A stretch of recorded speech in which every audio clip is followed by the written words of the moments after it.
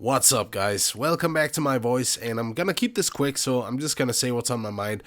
Two things. So sorry for being sick. I hate the fact that this had to happen, and I think I even say the exact same words about it in the video, but either way, another thing that I sort of noticed whenever I was playing this back is that the only way that I could describe this on the spot was to literally say stuff like activated or deactivated or active or inactive and all sorts of variations of that word 30 times or more within the span of 2 minutes, so just bear with me on that one, okay? But either way, so sorry for being sick, but I can't really do too much about it, and I hate the fact that it also had to influence the video so much, because it kinda shows, but anyways, thank you so much for being here, and here's Scrap Mechanic. What's up, guys? Welcome back to some more Scrap Mechanic, and yes, I am still sick. You can probably hear that, and I hate the fact that this has to happen, but that's just the way the universe turns out. My head feels a little bit heavier day after day, but the rest of me feels kind of okay, even though my nose is stuffed a little bit, but it doesn't matter too much because today, guys,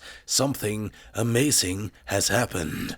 God, I sound good. Over here is a little showcase, and also here is some other showcases that I will get to in just a second, but these are the two new blocks. We have the timer block and the logic gate, and these bring a whole other level of awesomeness into Scrap Mechanic. So let's open the logic gate here, and this looks a little bit, intimidating if you don't know what the hell is going on. This is basic game logic that has been sort of made simple in a way. That's how I like to think about it, and I will go through every single one of these today. And this one here is the timer block, which is also really nice because here you can control different seconds, like whole seconds, but over here you got the milliseconds. I believe you can control that by 0.025, and then that counts for 1 tick. So 1 second is 40 ticks, right? And 0.025 is 1 tick. Good to know. But I'm going to show you this setup here. So this is the logic gate, and basically all you need to know is that the logic gate needs to be a step in between the controller and the switches, and then you can hook up multiple switches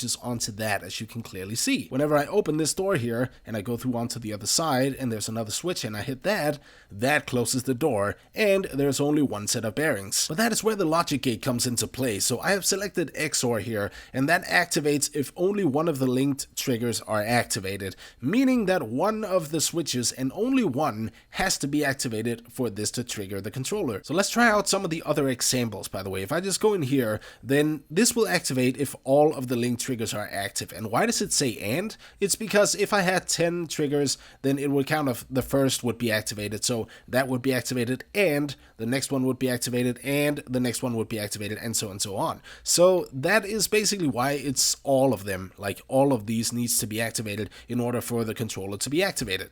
I say the word activated a lot today, and if I just switch to OR, then you can see that it opens back there, and this is if any of the link triggers are activated. So let's see which ones are activated.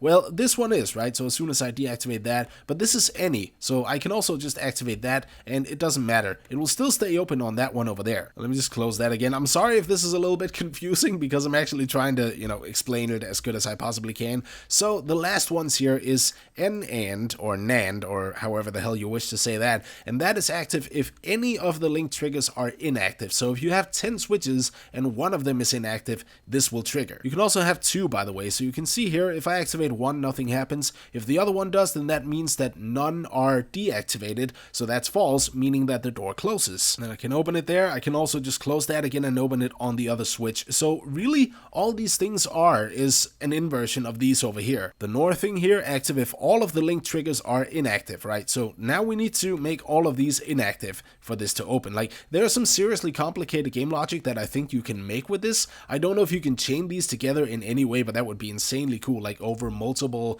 parts of a creation. That would be insane. And finally, we have XNOR, activate if all link triggers are active or inactive. So again, if I had the 10 switches, all of them needed to be inactive or active for this to open. So if I just do this, not all of them are inactive or active. So all of them either need to be one of the other. So yeah, that's basically it. But these are deactivated now, and now, again, they're activated and the door opens. But yeah, that's really just a very simple explanation of how this works, and I will not use this on my creations just yet because this is the beta thing. So only, other people who are in the beta or the test part of this game can actually use this on a creation. So yeah, I'm not going to do that just yet, but as soon as it comes out, I will most likely update all of my creations to fit this just a little bit better.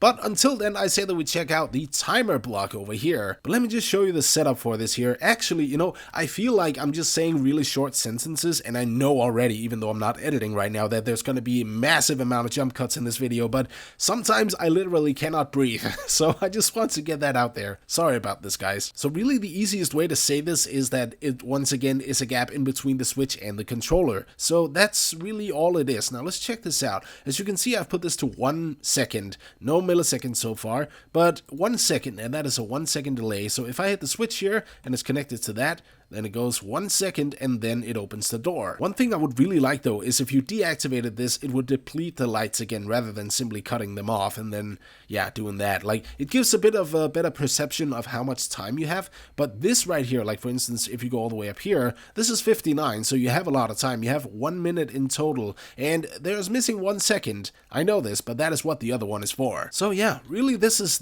it. It's just waiting like 1 second or whatever. Well, no seconds right about now. So right up here, like 8 seconds, you can see that it takes an extraordinary amount of time, and it's also going a lot slower, but it looks really cool, and this is an awesome implementation. But whenever I hit this one here, then you can see it doesn't deplete again, so you really don't have a good perception of how much time is left, which is why I would really love this to count down the same way it counted up. I'm just going to show you something different here. If I put on 2 seconds here, and I click this, and then I deactivate it about halfway through, it's still going to count up, and then it's going to go back.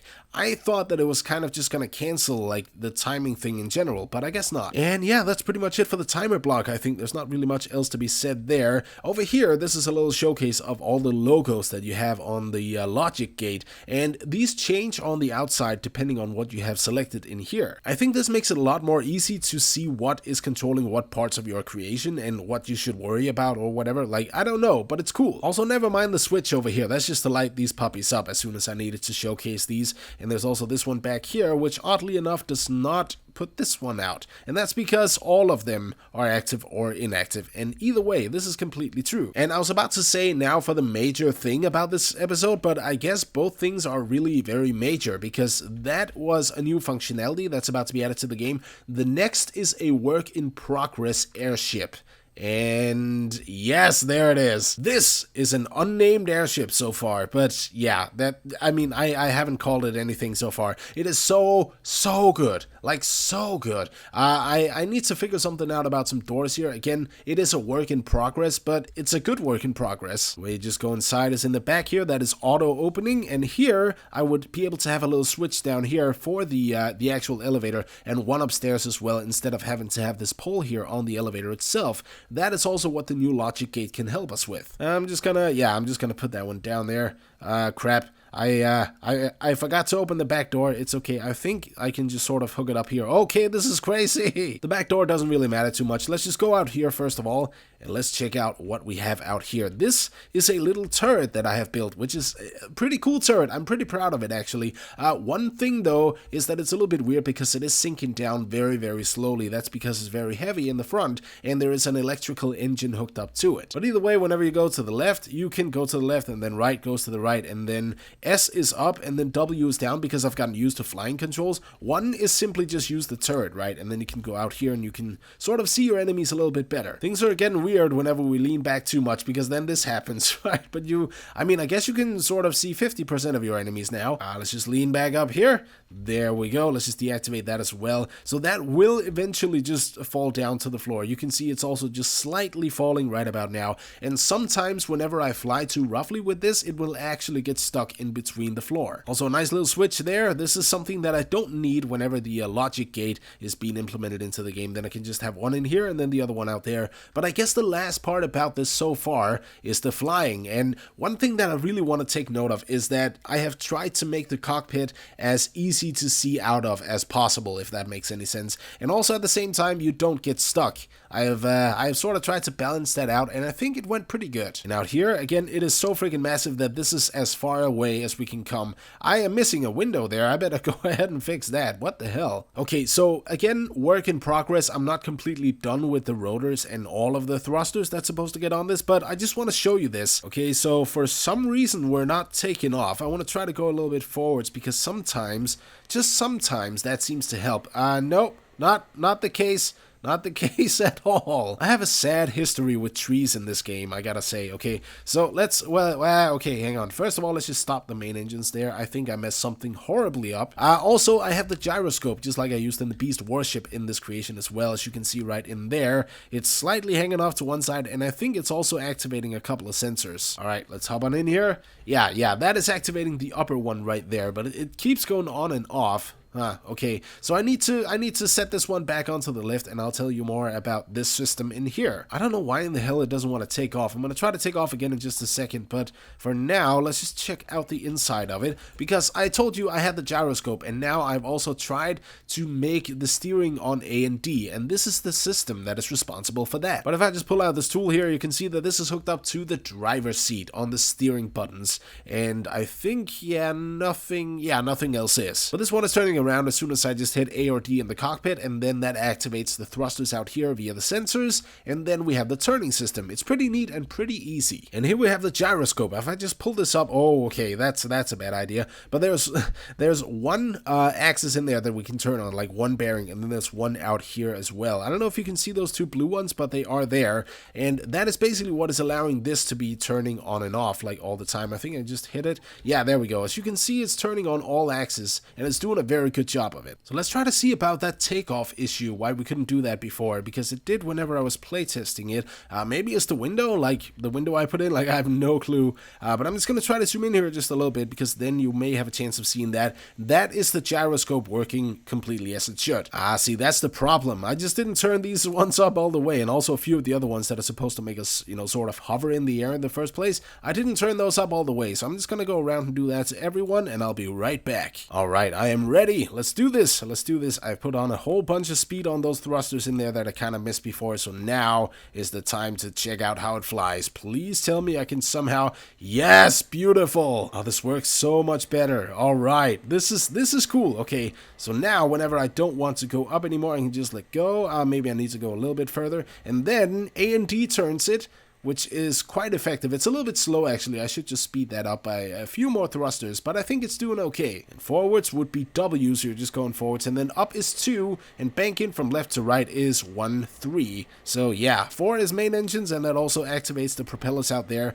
It looks so good, but it's gonna look even better once we get some cosmetic colors on this. Oh fuck! Oh no,